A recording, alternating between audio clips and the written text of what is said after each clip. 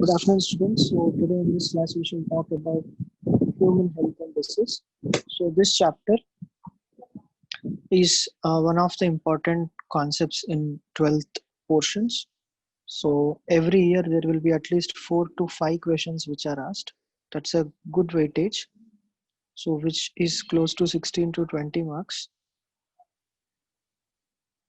And the regular trends of this chapter are there is always one question which is asked from the part called drugs and abuse in 2019, 2018, 2017, like that. So every year there is one question definitely asked from this region, drugs and abuse of the drugs.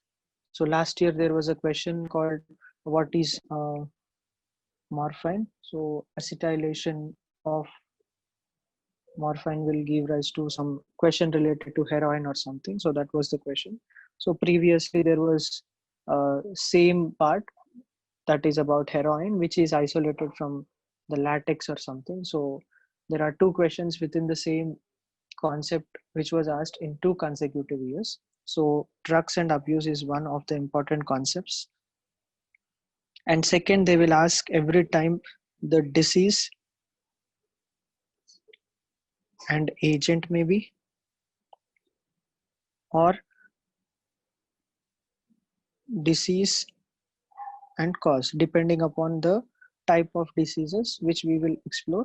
So they are asking the disease and the agent. So if it is some infectious disease or something, and disease and the cause, right? So say for example AIDS and all. So in that what happens? So such questions are quite commonly asked. And the third question is always from this immunity thing. So there is a concept called immunity. So last year there was a question about IgA, right? That is generally received from the colostrum of the mother. And before that, there was a question related to same immunoglobulin. So depending upon that thing, and the other questions include from either allergy or autoimmune disorders in 2 years. 2018 and 2019, there are two questions based on autoimmunity, right? So one was asked regarding the disorders of muscles last year, and previously it was some rheumatoid arthritis. It was asked in 2018. And the autograft rejection, or the rejection, the graft rejection concept. So these are the four important concepts in this chapter, right, where the questions are usually asked from. And today in this class, we shall discuss about certain diseases and the causes of those diseases, and different types of causative agents, and we also define what exactly the health is, and so on. So today and tomorrow, or today and the next class, we shall be discussing about human health and disease. So in this class especially, I'll focus on certain concepts of what is a disease and how exactly these diseases are classified, and so on. So beginning with health. So health is defined as a state where a person is physically, mentally, and socially. So physical, mental, and social well-being of a person. So these three things together will contribute or will define the health of a person, right? So now in the first place, we shall discuss about this physical illness of a person. So illness is generally defined as some abnormality, right? It is some abnormality related to the physiology of the person, right, which leads to certain symptoms, right? And any such symptoms which lead to some abnormality, or of a person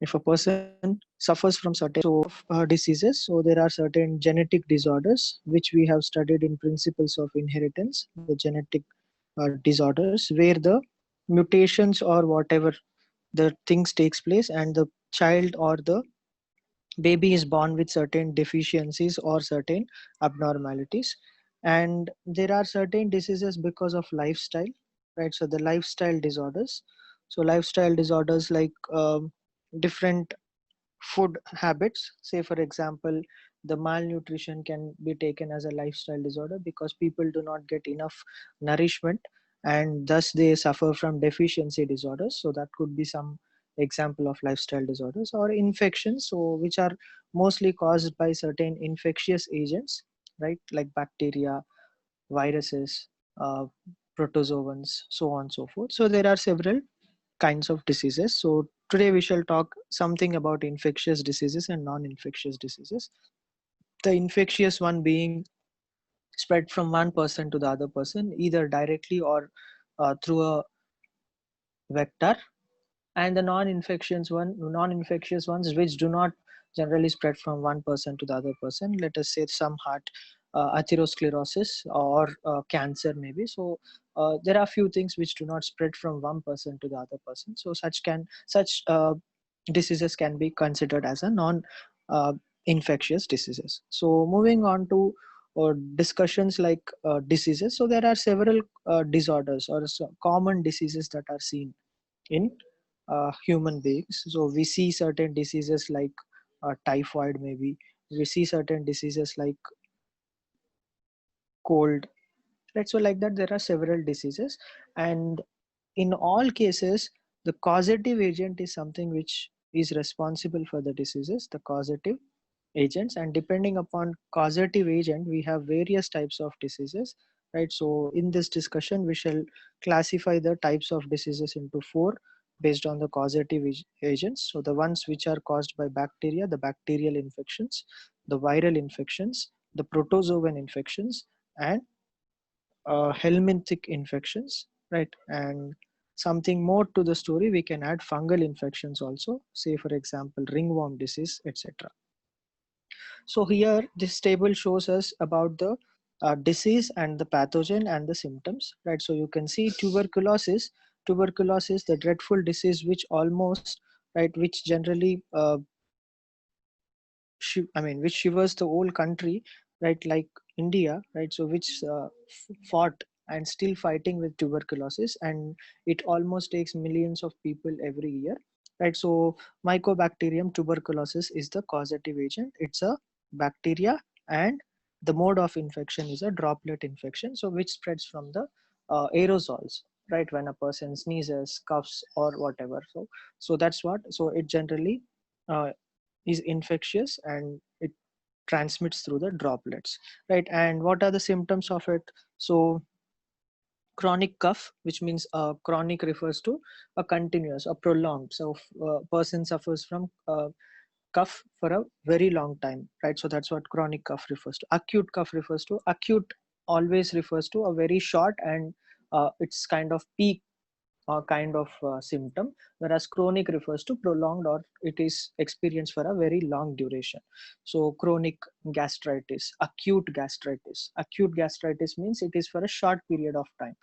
Chronic means it's for a long period of time. So these are the symptoms of a person suffering from tuberculosis, right? So next, let us talk about diphtheria. So diphtheria is caused by Corynebacterium diphtheriae, and high grade fever and difficulty in breathing is something which are the symptoms of this disease. So always these questions are quite common, right? So there are several questions which are asked from this concept. So always they ask this, match the following.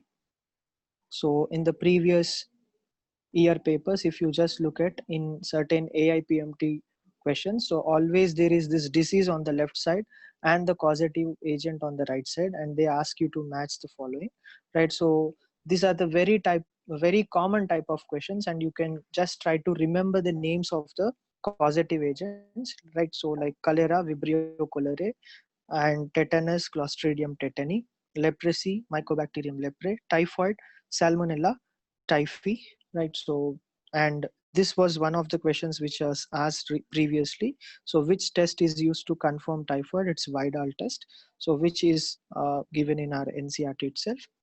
And plague, it's Pasteurella pestis or Yersinia pestis, the new name, right? And these are some of the bacterial infections that are seen in human beings very commonly, and the causative agents and the symptoms are on your screen. You can just take a screenshot if you want, or else you can find this information anywhere on internet. So moving on to the next agent, the next agents which we are talking about is the viral diseases. The viral diseases include several known things like polio, influenza, measles, chickenpox, so on and so forth, right? So the other model questions which are asked in the exams are this: pick the odd one out, right? So the odd ones, so say for example they will give you various options, say like typhoid, right? Typhoid comma measles, uh,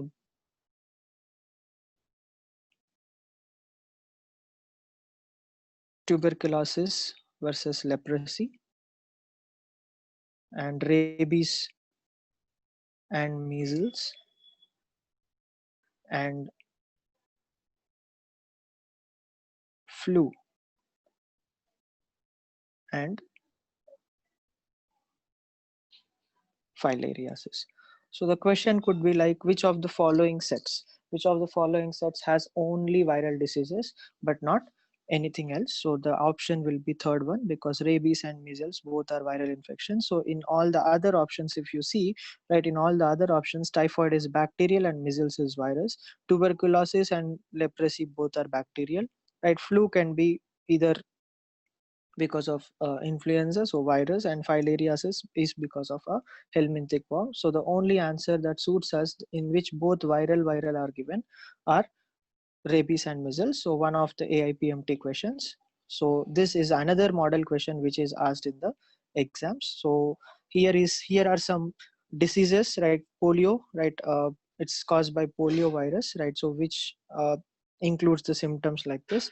And India is something which eradicated almost, right, the polio by using this Salk and Sabin vaccine, right? So Salk and Sabin vaccines are something which are extensively given. The oral polio vaccines, right? So which are given to babies below 5 years, and they are given every year, and probably you are aware of that.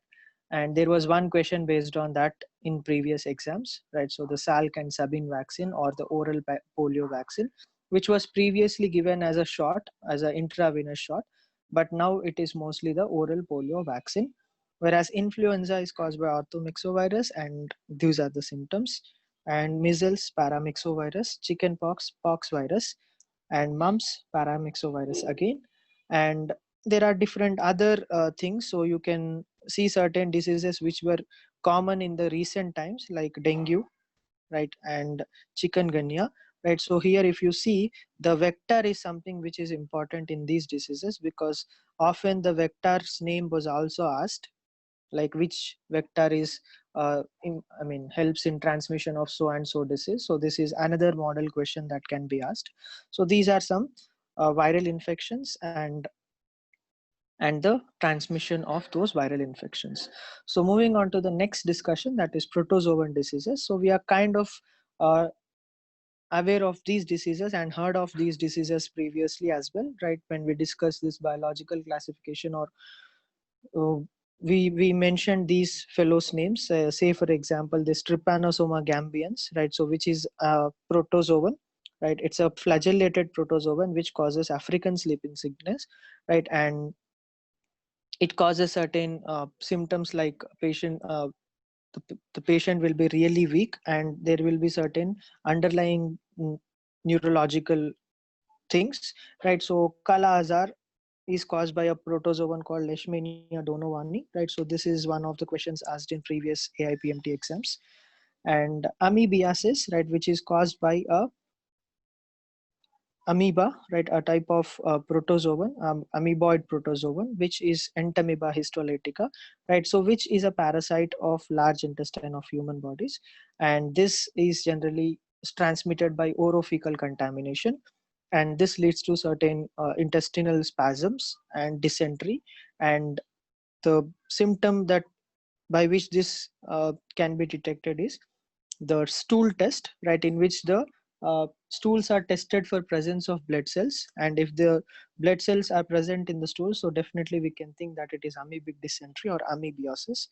And one of the important endemic diseases, right, so which stay with us for a very lot of time, right, is your malaria. So malaria is a disease that is caused by a protozoan called Plasmodium, right? So Plasmodium is the genus, and under this Plasmodium there are various species like Plasmodium vivax, Plasmodium falciparum,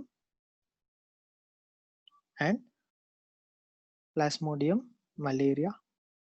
So these are various species under Plasmodium genus, right? And the disease causing agent is a protozoan. Very often this question was asked, like malaria is caused by, and they have given bacteria, virus, protozoan, and so on. So often we confuse it with some other thing, but it is actually a protozoan. It is a sporozoic protozoan. It's a sporozoic protozoan, right? So this sporozoic protozoans are known for certain spore production, right? So spore like things. So first of all, the thing starts with sporozoites. So when a person is bitten by a female anopheles mosquito which carries the sporozoites, right, then the sporozoites will target the liver first, right? So the first target is hepatocytes, right? So hepatocytes are the liver cells, and these hepatocytes will give shelter or will be taken as platforms for asexual reproduction of these sporozoites, and they continuously divide and release into blood. And once they are released into the blood, right, so this parasite will go and infect the erythrocytes, right, the erythrocytes, and inside the erythrocytes they again divide uh, by asexual reproduction and produces lots of progeny by multiple fission, which is already known, and they will rupture the RBC. So when the RBCs are ruptured,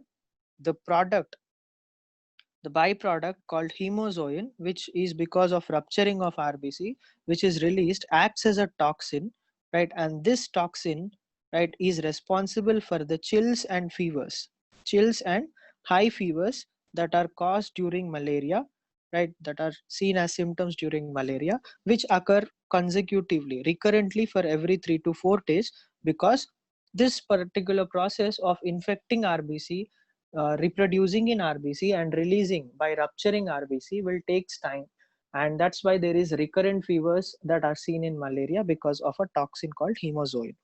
And these cells which are released from RBC, right? So the merozoites. So further, some of these cells will give rise to gametocytes, right? So the gametocytes will further develop into male and female gametocytes, which enter into the peripheral blood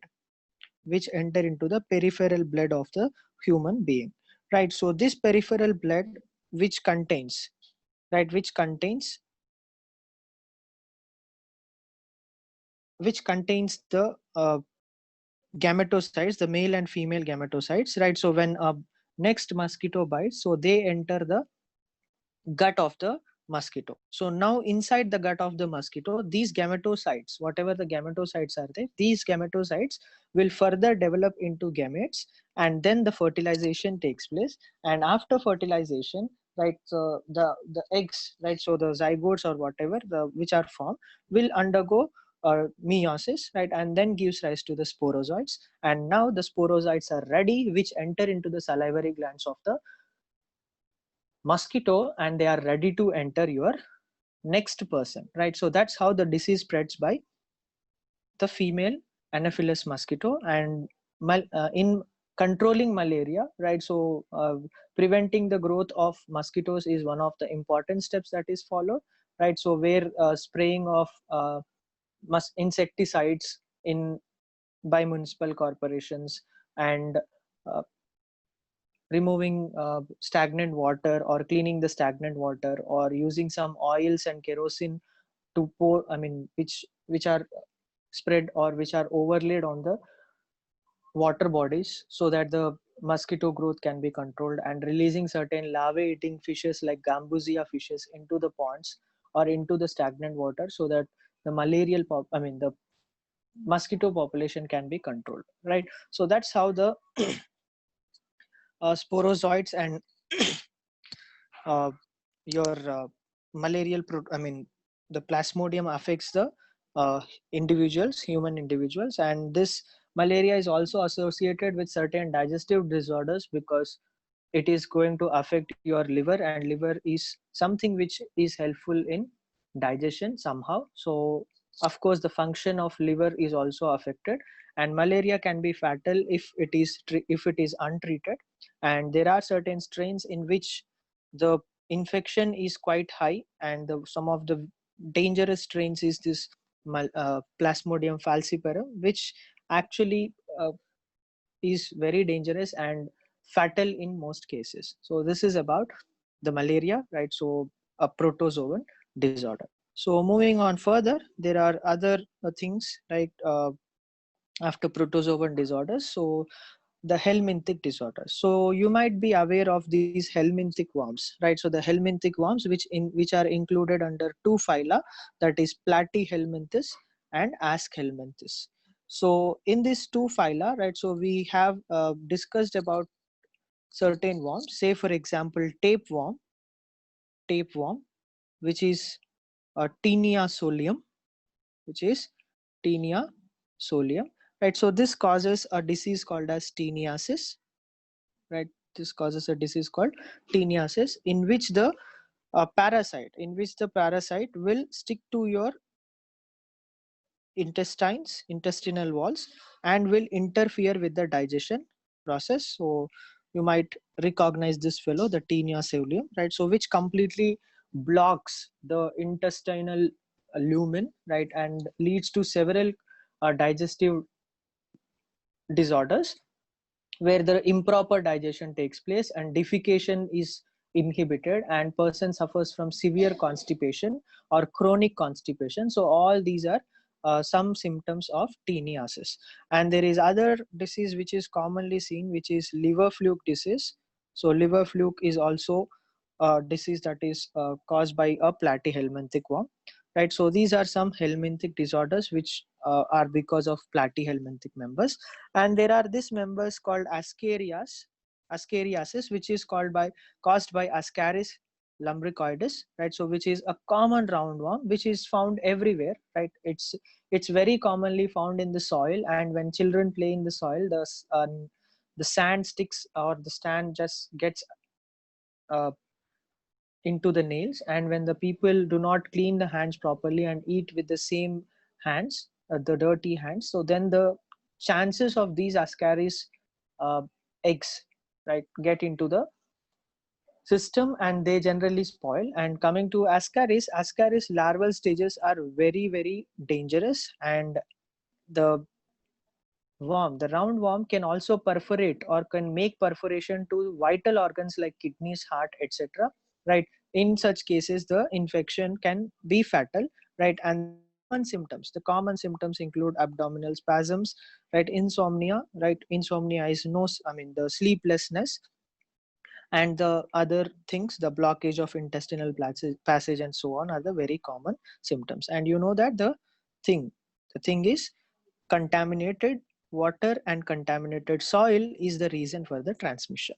And this dracunculiasis, right, so which generally caused by Dracunculus medinensis, which is associated with certain blisters on the arms and shoulders and legs, which is not so common, right? And the one which is we are going to discuss is elephantiasis or filariasis, right? So which is caused by the helminthic worms or the filarial worms called Wuchereria bancrofti and Wuchereria malai, right? And the vector, right? So this was asked in previous exams. So the filarial worms, the vector for the filaria worms is, it's a female culex mosquito. So here we got some different types of mosquito. For dengue and chikungunya, it is the Aedes mosquito, right? For malaria, it is your Anopheles mosquito, and for elephantiasis, it is Culex mosquito. So please try to remember the mosquito names, which are the vectors, right? That are indeed, here it is a biological vector, right? In case of malaria,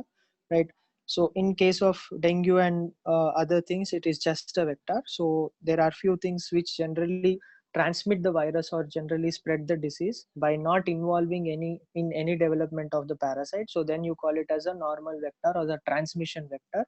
And when a vector is involved in the development of the parasites, and then you will call it as a biological vector, just like in malaria, right? So here in case of Eukarya bancrofti and Eukarya malai, right, female it just acts as a transmission vector. And elephantiasis is something like this. So where the filarial worms, right, will grow inside the lymphatic vessels, right, they will grow inside the lymphatic vessels, and they just block the lymphatic vessels. So now the function of lymphatic vessels, right, the function of lymphatic vessels is simple. It is to collect the interstitial fluid. It is to collect the interstitial fluids and maintain the levels, right? So now there is only pumping of blood to these organs, right, and whatever the waste interstitial fluid is there, that is getting accumulated, and the collection is affected because the lymphatic vessels are completely blocked. So if this blockage happens in the limbs, or if this blockage happens near the uh, reproductive parts, then there will be accumulation of the interstitial fluids in the limbs and other parts, and it will slowly lead to the swelling, right, or increase in the size of uh, organs because of accumulation of fluids, and this lead to increased or the massive or the huge size of limbs in people who are suffering from elephantiasis, right? So it is a condition which where the limbs will increase to an abnormal size. That's why it is called as elephantiasis, right? So because it is caused by filarial worms, you call it as filariasis. So these are some of the infections that are caused by various fellows, like your protozoans, helminthic worms, bacteria, viruses, etc.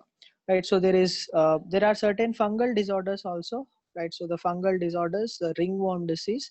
So this ringworm disease is caused by certain members of uh, Epidermophyta and some other members of Trichodermophyta.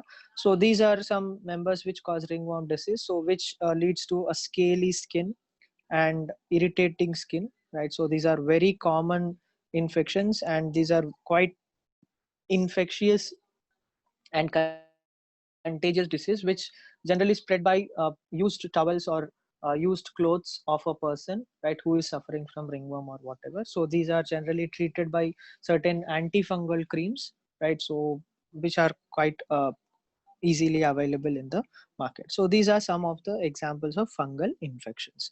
So let us discuss more about infections. But before that, let us raise one question, that every time when we are eating, drinking, breathing, or whatever, so there are several living organisms which cannot be seen with our naked eye, right? Which cannot be seen with our naked eye, but they are residing in our body. They are getting into our body on daily basis, but we do not suffer from infections always. We do not suffer from infections always, and there is something, right, there is something which is fighting these infections in our body, and that is our immune system. That is our immune system. I'll talk more about immune system at a later note, but here I will just try to introduce immune system to you, where the immune system of our body helps in various things, right? So there are different types of immunity, right? So like innate immunity, let us say, the inborn immunity or the non-specific immunity, and the acquired immunity, the one which is acquired by the individuals during the course of time, which is very exclusive to the vertebrates, right? So you can see a turtle or a tortoise, right, so having a shell on it, right? So having a shell on it, right? So this is this very important for turtle? Of course, yes. It generally protects it from various things, right? So it protects from certain predators. It protects it from harsh environment. So all these are generally protecting the turtle or a tortoise, the hard shell or whatever. in addition to this, it is not the predators or it is not the harsh environments which are very dangerous to our living organisms. It is actually those things which are invisible to our body, right, invisible to our eye, right, are something which are very, very dangerous, right. And you know, right, so the whole world is locked because of such invisible characters, right. So, and those are nothing but the bacteria, viruses, fungi, or whatever. So how is our body going to counteract them, or how is our body going to fight them, is all about the immune system. So there are some non-specific immunity called innate immunity, which by default we will have this type of immunity, so which include maybe our skin, which is having this top layer which is dead and secretes several sebaceous secretions, so that the growth of bacteria is inhibited or growth of any other fellow is inhibited. Or maybe when the dust falls into your eyes immediately starts tearing, because your tears has certain enzymatic composition and certain pH and certain uh, characters, so that the it adds alkalinity or whatever, salt concentration maybe. So these all things are unfavorable for the foreign material, and thus they are killed at the first place. And even if they enter into your body, first of all, who is going to detect them and who is going to kill them? So is all these are by default, by evolution we have evolved certain mechanisms. So all those mechanisms, right, so which non-specifically kill the foreign material, right, so comes under innate immunity, whether it be a phagocytic cells, whether it be a cytokine mechanism, whether it be a physical barrier, or whether it be a physiological barrier, like the enzyme composition in saliva, mucus, and so on and so forth, right. So the acquired immunity is much more specific immunity, and acquired immunity is something which is gained while the people are naturally exposed to the various infectious agents, and slowly they will become resistant, immune refers to avoiding the infections, is immune system is all about, right. So this acquired immunity is caused, or this acquired immunity is gained during the course of time. And there are several cells. For our understanding, let us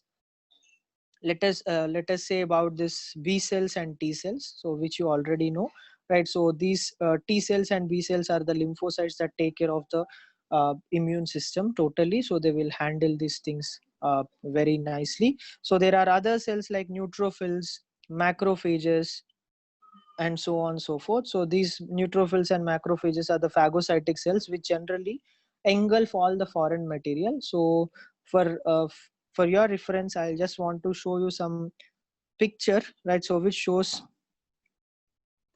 this phagocytosis. So you can see this is an electron micrograph of a macrophage. So this is your macrophage, right. So this is the macrophage, and this macrophage is sending several cytoplasmic extensions. So if this is the macrophage like this, so this is sending several cytoplasmic extensions like this, right. And these cytoplasmic extensions are something which attract the foreign material. And once the foreign material gets attached to these cytoplasmic extensions, what your macrophage does is it will slowly take the bacteria or the foreign material into a vesicle, and this vesicle will fuse with the lysosome, and that forms a phagolysosome. And now the phagolysosome will digest everything that is present inside that vesicle. So that's how the macrophages are the chief, right. So they are the chief phagocytic agents, or they are the super phagocytes, so which generally are also involved in clearing the cell debris, right, whatever the cell debris that is formed after neutrophils engulfing the foreign matter. So even they will clear such dead cells and all. So that's why macrophages are something which are like a super phagocyte. So this is how they engulf, or this is how they clear the foreign materials inside our body. So like that, there are several mechanisms in our body which keep us away from infections. And for that, a proper diet is important, and genetic makeup is important, and several other things also contribute to the age, and the lifestyle of a person also contributes to a strong immunity. And it is not new to us, but the mental condition of a person can also lead or can also make the person more and more strong towards infections. So once we begin the discussion of immune system, we shall discuss all these things, but today let me finish all the diseases first. So let us talk about this infection called AIDS, right? So AIDS, that is acquired immunodeficiency immunodeficiency syndrome. Acquired immunodeficiency syndrome. So the name itself will give us the whole picture of what exactly the disease is. So first of all, this is acquired, this is because of some causative agent, definitely. And immunodeficiency, the second word is immunodeficiency, in which it clearly says that the person will be deficient, the person will be deficient of immunity, he'll be deficient or she will be deficient of immunity. Why? Let us look when we discuss about the mechanism of the thing. And syndrome refers to because there is no immunity anymore, right? The person will suffer from collection of diseases or several infections, right, together, all together, which is considered or which is generally called as syndrome, right? So there will be a lot many symptoms, right, which generally appear together, right? So how exactly this AIDS is caused? So AIDS is caused by a virus called HIV, right? So which is a retrovirus, which is a retrovirus, and it is an enveloped virus which has RNA as its genetic material, which has RNA as its genetic material. And the beauty of these retroviruses is they have RNA as genetic material, and they have an enzyme called reverse transcriptase, an enzyme called reverse transcriptase, and other enzyme called integrase, right? So these are the two important enzymes which help them to infect the hosts which have DNA as their genetic material. So here is the picture of how exactly the infection begins. So first of all, the retrovirus, once it enters into the human body, it will go and target macrophages. It will go and target macrophages. So here the macrophages will fail to handle the virus, because what virus does is immediately it will convert RNA. Once it enters, the RNA will be converted to a DNA, right, by a process called reverse transcription. And reverse transcription is over. Once the reverse transcription is over, the single stranded DNA is converted to double stranded DNA by the activity of reverse transcriptase enzyme again. And now thing is this thing is integrated into the chromosome of a person. And now there is no chance that the macrophage knows that there is something foreign or whatever inside the cell itself, right? And by normal transcription, several RNA molecules of the viruses are produced during the normal transcription of the process. And now these particles are packed inside new vesicles, that is the new coat, the protein coat and the envelope. And now the cells are released out of the macrophages, and now they go and affect the other type of cells called T helper cells, which are mostly involved in the cell mediated immunity. What is cell mediated immunity and how exactly cell mediated immunity is important for our system, we'll discuss that when we discuss immune system. But the immunity is compromised because the T cells count, whatever the T cells that are important fellows or the important players of the immunity, these are down regulated. The number of these T cells are down regulated. Why? Because your virus is entering, right, a T cell, and it is rupturing the T cells and releasing more and more progeny, and all the progeny viruses are going and affecting new T cells, and those new T cells are also getting ruptured, and gradually the T cell number will decrease. And this decrease in T cell number will lead to a compromised immunity, will lead to a compromised immunity. And now you are having a compromised immunity, and no person can survive because of compromised immunity. and several other infections will also occur, right? So whether irrespective of you given a vaccine, irrespective of you given certain medicine or whatever, because you have compromised immunity, a person usually suffer from the infections of mycobacterium, the infections of toxoplasma, the infections of several other bacteria and viruses, because the immune system has now been weakened, completely weakened, right? So now this weakened immune system will lead to several other infections as well, and that's why a person will suffer from various diseases at one time, and the person will suffer from weakness and several other underlying infections, and that's why you call it as AIDS, acquired immunodeficiency syndrome, right? So how one can uh, prevent this disease at first place, because there is no disease for this AIDS, there is no complete cure for this AIDS. You can just give some retroviral drugs to a person suffering from AIDS, and you can just prolong the life, you can just prolong the lifespan of a person, but death is inevitable in case of AIDS. So it's a fatal disease, and the retroviral drugs just can increase the lifespan of a person. That's it. So that's why prevention is always better than cure in case of AIDS. And how can it be prevented?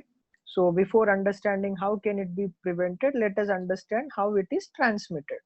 So the transmission of AIDS. So transmission of AIDS is, it is one of the sexually transmitted disease, right? So that's why the preventive measures are protected intercourse, right? So we have discussed this in reproductive health, that the physical or the barrier methods like condoms, right? The condoms are the ones which generally prevent the people, or contributes or gives two advantages. One is contraception, and the second one is uh, prevention of sexually transmitted diseases, or prevention of transmission of sexually transmitted diseases, right? So usage of condoms or protected intercourse is something which can be a preventive measure, or simply uh, having coitus with many couples or many people is something should be avoided, because it is sexually transmitted disease. And second thing, it can be transmitted from mother to fetus, it can be transmitted from mother to fetus. So that's why early diagnosis or diagnosis of the pregnant women for AIDS is a compulsory test that is generally done, so that they will give the retroviral drugs to the mother, so that the transmission can be prevented from mother to fetus. So there will be no transmission from mother to fetus. It can be prevented by treating the mother with certain retroviral drugs. And the other transmission modes include the blood transfusions. So the transfusion of blood from infected person to a healthy person. So that's why always it is preferred to check. HIV diagnosis must be done, right? So that the person can be uh, prevented from such certain infections. And usage of surgical equipments. So this is another transmission mode. So that's why most commonly, right? So you will have single use surgicals, right? So which are used for once and then discarded and incinerated, so that there will be no spread of infection. Okay, so these are some transmission modes and the prevention things. So uh, the problem with AIDS is it is something which outbroke in around 1980s, and it has created a taboo or stigma among the people, that it is caused by only sexually transmitted, and people who are suffering from AIDS are actually treated as some low grade people, right? So they generally do that. There is always a discrimination against people. So that's why there are several awareness programs, and there are several organizations which generally came up with certain awareness programs in order to create uh, awareness among people, that how AIDS is caused and what are the different ways that AIDS can spread. And giving moral support to the AIDS patients is quite important, because AIDS do not spread from one person to the other person by sharing clothes, by sharing food or whatever. It is generally transmitted only through the mentioned mentioned modes in the previous slide here. right? So that's what. So WHO, right, conducts several programs everywhere, right, every year, and even India has conducted several programs like usage of condoms by naming it with Nirod, and they have performed free distributions and so on and so forth. And every year December 1st is celebrated as World AIDS Day in order to create awareness among people regarding the dreadful diseases, right? That's about AIDS. And the diagnostic method, for AIDS is nothing but ELISA, right? That is enzyme linked immunosorbent assay. Immunosorbent assay. So this is the most commonly used diagnostic method for AIDS. So enzyme linked immunosorbent assay. So it is based on uh, antigen antibody interactions. So it is based on antigen antibody interactions. So we'll talk about these interactions and ELISA once we discuss immune system. But now let us move on to the other disease, right? So that is cancer, right? So let us talk about cancer, the uncontrolled cell divisions, right? So you might be aware of what cell cycle is. So you know what exactly cell cycle is. So assuming that this is a cell cycle, so there are phases in cell cycle where the cell is resting in a differentiated state, and it will enter the G1 phase once it is given certain growth factors or mitogens or certain cytological factors like surface area by volume, so on and so forth, right? And it enters into G1 phase, proceeds into S phase, and then G2 phase, and then there is a short M phase, right? So which has pro, meta, T, anaphase, and followed by cytokinesis. So now inside this cell cycle, there are few questions for ourselves. That is, say for example, there is DNA damage. There is DNA damage in G1 phase. There is no proper replication is not complete, right? So then there is no spindle apparatus form. Spindle apparatus is not attached properly to the chromosome. So there are several conditions which are abnormal conditions. So now when these abnormal conditions are there, do you really want the cell cycle to continue, or do you want to cease the cell cycle? So definitely you must stop the cell cycle, right? So in order to stop the cell cycle, there must be someone who checks these things, right? So those are nothing but the checkpoints. So the checkpoints are present everywhere, here and there between the cell cycle, right? So where the checkpoints will see whether the things are all correct or not correct, right? Failure of the checkpoints will lead to certain disorders, right? So cell cycle is actually a very tightly regulated process. It is a very tightly regulated process. So say for example, a person had a wound, and now this person do not want this wound to be stay like that forever. So that's why whatever the stem cells or whatever the cells that are present around the wound will start dividing and will heal the wound completely. So this was the wound once upon a time, and now there is no more wound because the cells divided and cleared the wound, right? So now say for example, if the clearing of wound is over, right, so the cell cycle should stop there. The cell cycle must stop there, right? And it should just get out of the cell cycle and be in G0 phase and do its own functions. What if the cell did not stop growing and it has got an uncontrolled cell division? So it has gained uncontrolled cell division, let us say. So then this particular condition where the cells gain a character of uncontrolled cell division, you can call such cases as cancers. So cancers is mostly about losing the control over cell cycle and giving rise to uncontrolled cell number or abnormal cell number, which may lead to formation of tumors.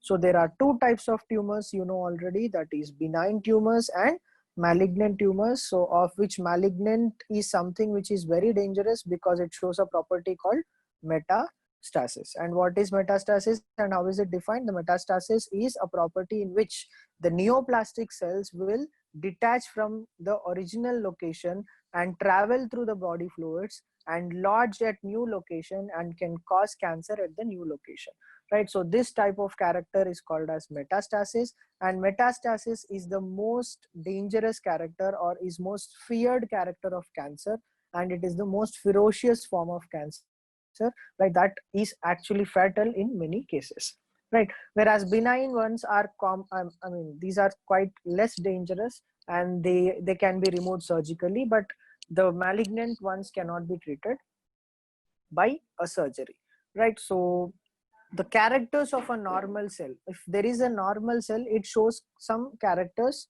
and it is different from the cancerous cells. What are those cells? So say for example, the normal cells will divide will divide in a regulated fashion, right? Regulated cell division will be seen, whereas here it is unregulated division, so there will be no regulation at all, right? And second important thing, right, is called contact inhibition, which is shown by normal cells, right, whereas it is not shown by cancerous cells. So what do you mean by contact inhibition? So it is an inherent property of our cells. Say for example, when there is a artificial platform where the cells are being grown, right? So assume this is a petri dish where I have some good media, good nourishment, right, and I have kept some cells inside it. So now say for example, if this green layer which I'm drawing is cell, right, cells that are present, so then the normal cells will grow on the surface like this as one layer and will stop growth. Why? Because it is touching the surfaces of the petri dish, and the division will be stopped because it is getting hit by some surface. It is getting hit by some surface, or it is getting hit by other cells, right, other type of cells. So thus there is contact inhibition where they form only monolayers, right, in a petri dish. But when it comes to cancer cells, right, though there is a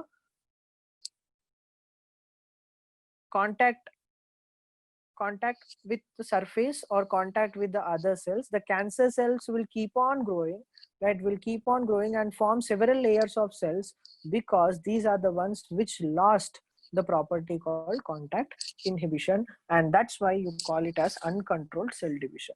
There are few other characters as well, right, like hypertrophy, right? So hypertrophy is nothing but, hypertrophy is a condition where the neoplastic cells or the cancerous cells, right, because they are dividing very rapidly, right, all the nourishment will be taken by these fellows, right, and the surrounding cells will be starved to death. And that's how there is a lot of damage to the body, right, when a person suffers from malignant cancers. And that's how the cancer is uh, a very dreadful disease if it gains a property of metastasis, right? And these cancers also are linked to certain genetic things. So say for example, there are genes that regulate cell division. There are genes that regulate cell division, right? And we have certain genes called proto-oncogenes, right? So you understand the name proto-oncogenes, which are pro-onco, right? So that are with cell divisions. And there are other cells called tumor suppressor genes, right? So which you can understand by name tumor suppressor genes, which will suppress the tumors, right? So proto-oncogenes are those that will trigger cell cycle to occur, trigger cell cycle, whereas tumor suppressor genes are ones which turns off cell cycle, turns off cell cycle. So these are the genes that are present in your body normally, right? And if they are normally functioning, then there is no problem. Say for example, a proto-oncogene got a mutation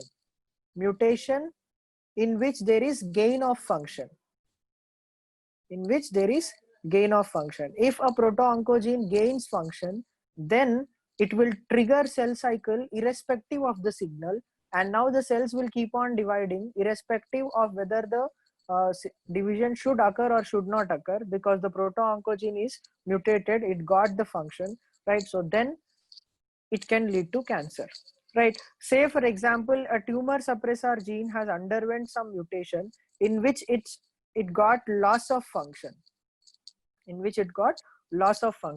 then after certain n number of divisions, after certain n number of division, your tumor suppressor gene should inhibit cell cycle. But now your tumor suppressor gene lost function, right? So now the cells will divide uncontrollably. That's what lead to tumor formation.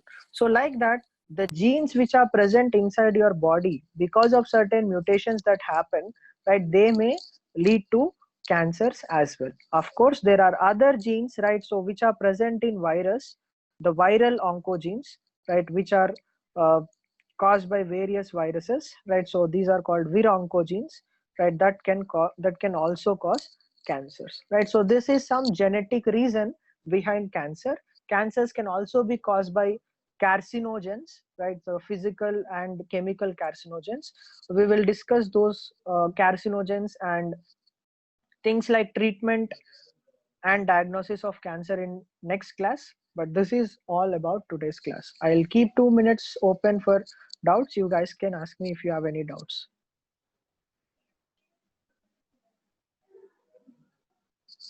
But like that, I guess I got one doubt from Harshavardhini. I guess I have mentioned about this already in the discussion, right? So yes, there will be certain digestive disorders as well during malaria.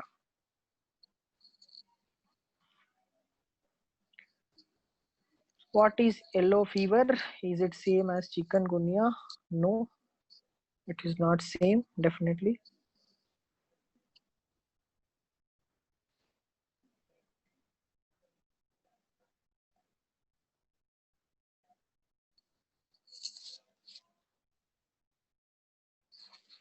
Can infectious disease be passed on genetically?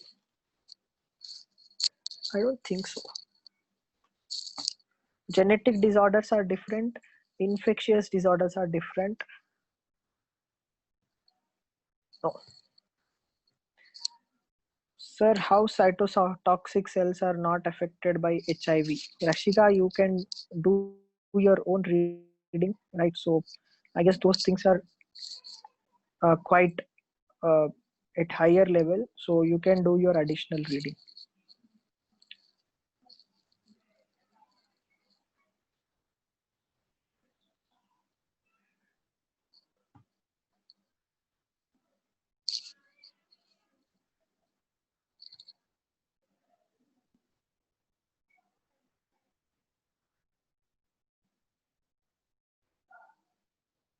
Why cancer cells lack contact inhibition? So there are several things, right? So your cell cycle is actually controlled by some thousands of proteins, right? So any one mutation, whether it be loss of mutation or gain of mutation, can cause cancer, right?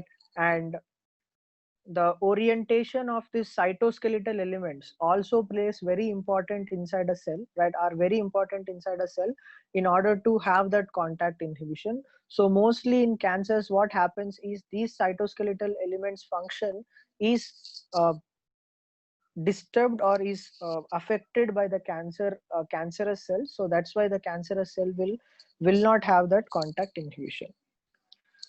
How cancers arise? Cancers arise because of several reasons. There are several genetic reasons as well. There are several lifestyle reasons. There are sometimes no reason, right? Because the mutations that can happen, they can happen very randomly also. So yes, sir, there are several reasons for cancer, not one.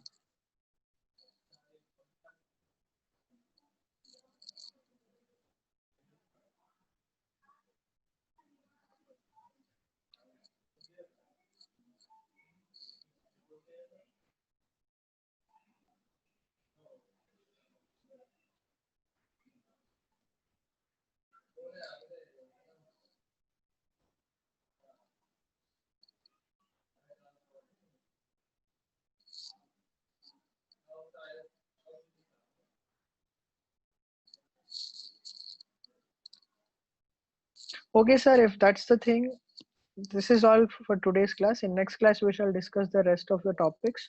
So thank you.